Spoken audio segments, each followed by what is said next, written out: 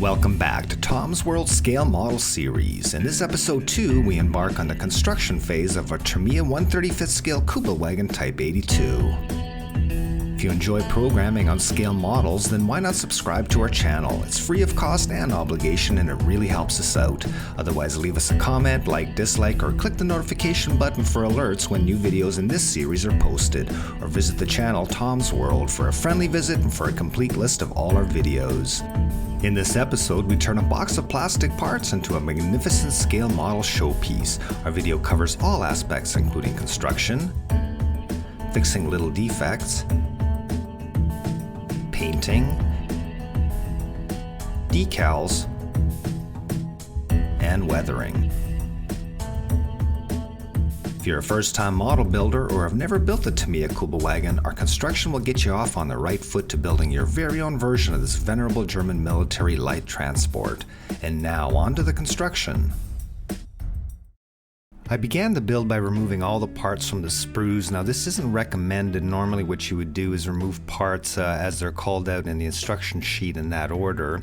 But because the Tamiya kit's got so few parts, the assemblies are so simple, and I'm familiar with the kit, removing all the parts off the sprues isn't a problem. Because the Kubelwagen is open topped, I'm going to be doing a lot of sub-assemblies and pre-painting, so removing the parts this way gives me maximum control. To avoid damaging or even breaking delicate parts, sometimes I'll remove entire bits of the sprue tree, and then I'll go at it with a very, very thin number 10 X-Acto blade.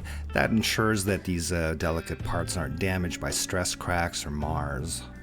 Not very many tools are required to clean up a model, perhaps a couple of sharp blades, some sanding sticks, sprue cutters, and maybe a file, and that's all you need to get you going, and a little bit of elbow grease, and no time at all, your pieces are ready to go.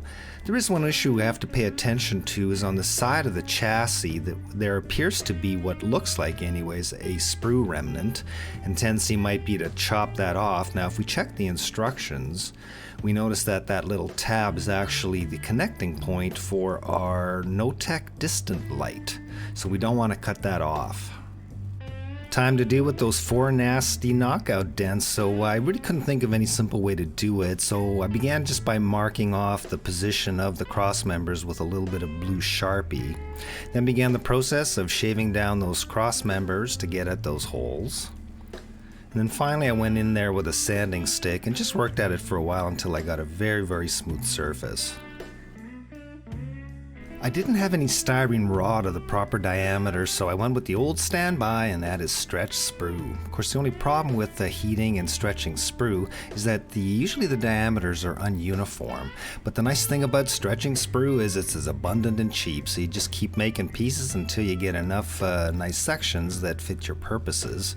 Then it's really just a matter of a lot of dry fitting, a lot of trimming, a lot of fiddling, a lot of sanding, and getting those rods into position. A little bit tedious, but it works out okay. And you have to be careful since the little pieces do bend, but go light on the glue and make sure that you work carefully, and in no time at all you've got a nice little seat without those hideous knockout marks.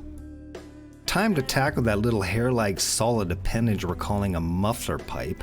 First thing I do is I go in there with a sanding stick to make sure there's no seam line that's going to get in the way of my pilot hole. Then I use a very sharp and pointy Newell, that's a number 11 blade, but I make myself a little pilot hole. I can be very precise with that X-Acto blade. Then I go in there with the smallest bit I had on my bench, and I just follow that pilot hole with an action that's perpendicular to that pipe. But that pilot hole lets me get very precisely dead center of that tiny little pipe, and I get convincing holes every time. And if we look at that pin vise, there's not a lot of room for error there. But by making that pilot hole with that X-Acto blade, I can get dead center every time. I did discover 4 subtle sink marks in the windshield frame that I missed when we looked at the sprues, but a couple of swipes with a fine sanding stick will take care of those. Although the Tamiya kit is quite simple, it does have tiny parts. For example, the 2 motors for the windshield wipers are very, very small, so it's best to attach those to the windshield frame as soon as possible. Here I'm test fitting the body to the chassis, and I'm kind of working out my plan of attack for the painting.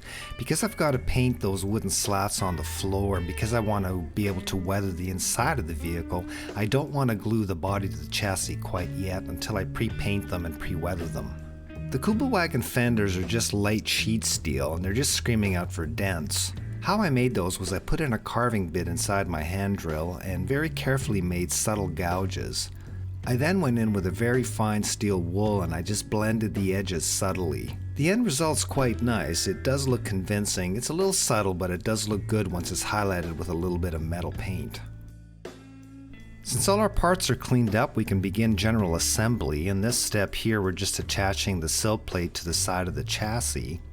We want to make sure that all the pieces fit together tightly and make sure that we don't squeeze out any glue in obvious places. Here we're just attaching the headlights. Now this is basic modeling. Make sure pieces like this are properly aligned and straight.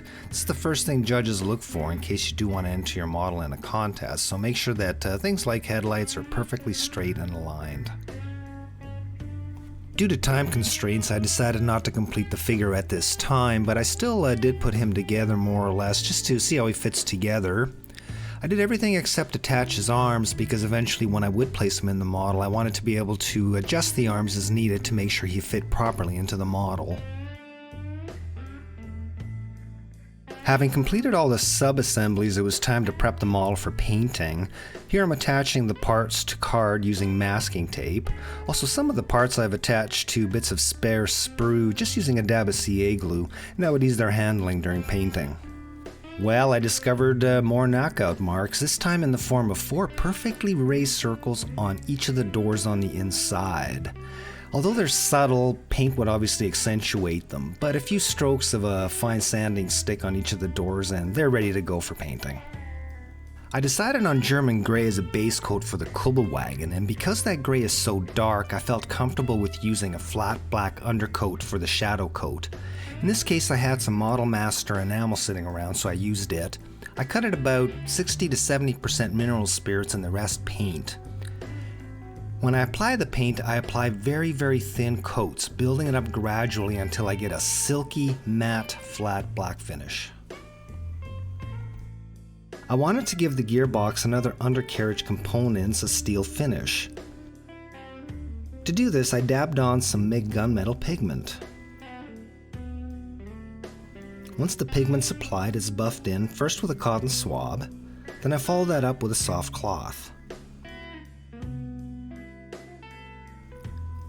It's a simple and quick approach, but if it's done right, it really does give a convincing look of steel. After coating everything in German gray, it was time to tackle those molded on wooden floorboards that are attached to the chassis.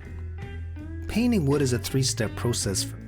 As an undercoat, I usually use a light buff color. I just happen to have some Humbrol enamel kicking around, so I use that as the undercoat. Next, I draw wood grain using raw umber oil paint.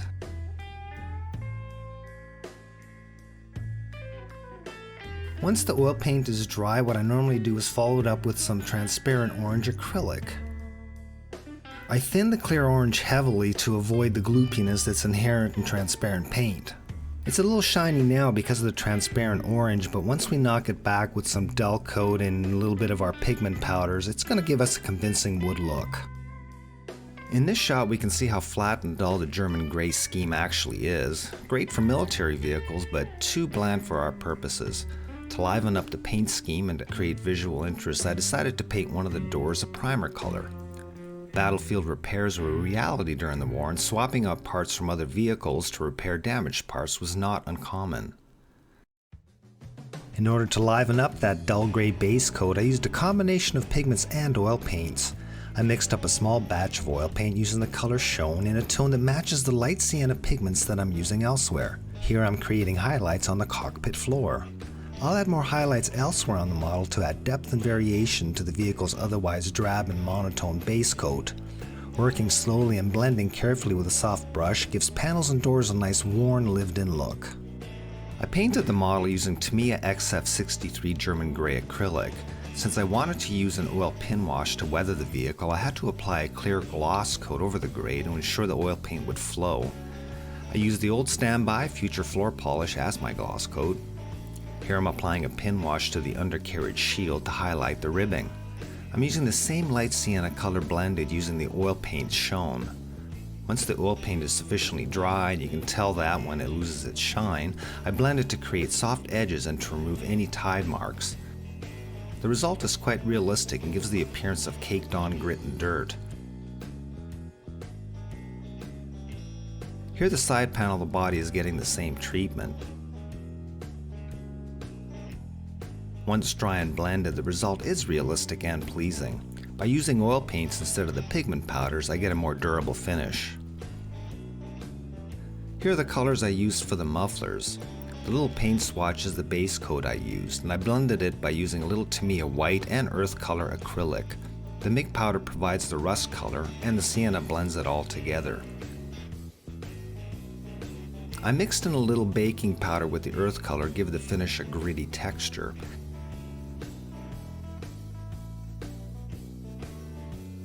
I added a few highlights with a soft lead pencil to suggest bare metal edges, and little black oil paint around the exhaust pipe hole created an oily, sooty appearance. Here's the completed underbody. To create the mud splatter, I applied pigment fixer to the surface, then loaded a soft brush with light sienna pigment. I then held the brush over the wetted surface, and using a tapping motion, small drops of pigment were created. I then dry brushed the surface using Model Master aluminum enamel. Here I'm weathering the passenger compartment using my light sienna pigment.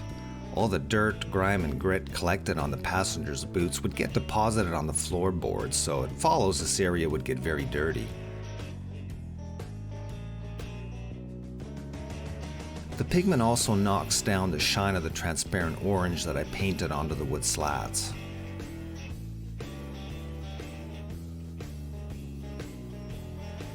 I had an Archer Schwimmwagen, Kubelwagen, and Kentuck-grad decal set in my stash. After carefully hand painting the dashboard and instrument panel using reference photos, I applied one of the decals over top the molded instrument. I used a few coats of microsol to lay the decal flat. I then dabbed on Future over the decal to give the impression it had a glass over it. Time to apply the decals. I probably should have secured the model better, but it's odd that once the camera is rolling, how shaky one's hands get. Besides, what fun is it working on a stable platform anyway? Once installed, I applied a few coats of microsol over the decals and rolled a cotton swab over them to remove all air bubbles. Because the white in most decals is so stark, I knocked them down using several layers of Vallejo brown acrylic wash.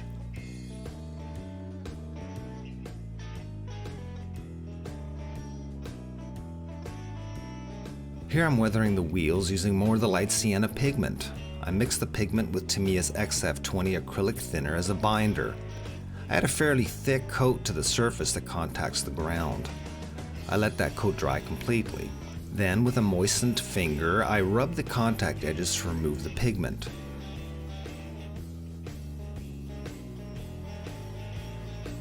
The result is a realistic looking muddy wheel.